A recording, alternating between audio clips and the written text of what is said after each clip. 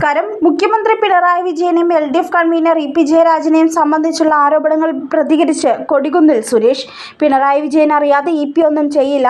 പിണറായി വിജയനും ഇ.പി. ജയരാജനും തമ്മിൽ അത്രയേറെ ബന്ധമാണ്. BJPയുമായി ചർച്ച നടത്തിയിട്ടുണ്ടെങ്കിൽ അത് മുഖ്യമന്ത്രിയുടെ അറിവോടെ മാത്രമാണ്. ഇനിയും കൂടുതൽ കാര്യങ്ങൾ പുറത്തു വരാനുണ്ടെന്നും കൊടിക്കുന്നിൽ സുരേഷ് പറഞ്ഞു. LDF കൺവീനർ ചർച്ച നടത്തിയെന്നുള്ളത് ഗൗരവമുള്ളതാണ്. മുഖ്യമന്ത്രി അറിയാതെ ഈ ചർച്ചകൾ ഒരിക്കലും നടക്കില്ലെന്നും കൊടിക്കുന്നിൽ ആരോപിച്ചു.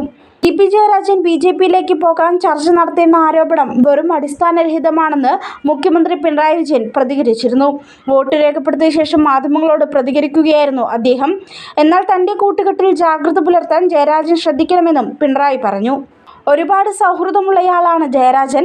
ഇത്തരം സാഹചര്യങ്ങളിൽ ജാഗ്രത പുലർത്തണം. ദല്ലാൽ നന്ദകുമാറുമായുള്ള ജയരാജന്റെ സൗഹൃദത്തെ സൂചിപ്പിച്ചാണ് പിണറായി പരാമർശം നടത്തിയത്. ശിവൻ പാപിക്കൊപ്പം ചേർന്നാൽ ശിവനും പാപിയാകുമെന്നും പിണറായി വിജയൻ പറഞ്ഞു. ഇപ്പോൾ ജയരാജനെതിരെ നടക്കുന്നത് തെരഞ്ഞെടുപ്പ് അടുക്കുമ്പോഴുള്ള തെറ്റായ പ്രചാരണമാണ്.